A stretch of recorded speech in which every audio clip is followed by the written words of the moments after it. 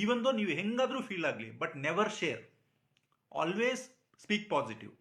ಈ ಹೆಲ್ತ್ ಟಿಪ್ಸ್ನ ನೀವು ಶೇರ್ ಮಾಡಿ ನಿಮ್ಮ ಫ್ಯಾಮಿಲಿ ಜೊತೆ, ನಿಮ್ಮ ಪೇರೆಂಟ್ಸ್ ಜೊತೆ, ನಿಮ್ಮ ಮಕ್ಕಳ ಜೊತೆ, ಇಲ್ಲಾಂದ್ರೆ ನಿಮ್ಗೆ ಯಾರಾದರೂ ಕ್ಲೋಸ್ ಇದ್ದಾರೆ ಕೇಳ್ತಾರೆ ಅಂಥವ್ರ ಜೊತೆ ಶೇರ್ ಮಾಡಿ, ಓಕೆನಾ? ಆ್ಯಂಡ್ ಈ ಪ್ರಿನ್ಸಿಪಲ್ಸ್ನ ಎಲ್ಲ ಕಡೆ ಯೂಸ್ ಮಾಡೋಕ್ಕಾಗಲ್ಲ. ಲೈಕ್ ಲೆಟ್ಸೇ ಒಂದೊಂದ್ಸತಿ ಆಫೀಸಲ್ಲಿ ನೀವು ಸಿಕ್ಕಿಲ್ಲ, ಬಟ್ ನಿಮಗೆ ಸಿಕ್ ಲೀವ್ ಬೇಕು, ಹಿಂಗೆಲ್ಲ ಮಾತಾಡೋಕ್ಕಾಗಲ್ಲ. ನಿನ್ನೆ ಚೆನ್ನಾಗಿರ್ಲಿಲ್ಲ, ಇವತ್ತು ಚೆನ್ನಾಗಿದೆ ಅಂತ, then they'll tell come office ಬಾ ಅಂತ ಅಂದ್ಬಿಟ್ಟು, ರೈಟ್?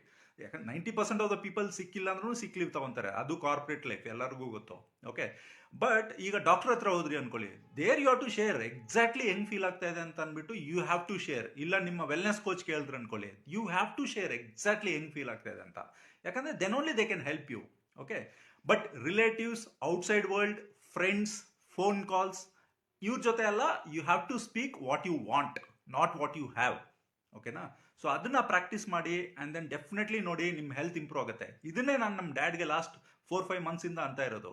ಯಾರೇ ನಿಮ್ಗೆ ಫೋನ್ ಮಾಡಿದ್ರು, ಯಾರೇ ಕೇಳಿದ್ರು, you tell it is improving, it is doing good, ಚೆನ್ನಾಗಿದೆ ಹೆಲ್ತ್ ನಂದು, ನಾನೀಗ ಐ ಆಮ್ ಡೂಯಿಂಗ್ ಗ್ರೇಟ್ ಅಂತ ಅಂದ್ಬಿಟ್ಟು. ಸೊ ಅದೇ ಆಗುತ್ತೆ. That's what happen now also. ಈಗ ಲಾಸ್ಟ್ 3 to 4 ಮಂತ್ಸಲ್ಲಿ ನಮ್ಮ dad he could improve 60% of his health. He is absolutely doing great, ಓಕೆನಾ? Thank you god. Okay, bye.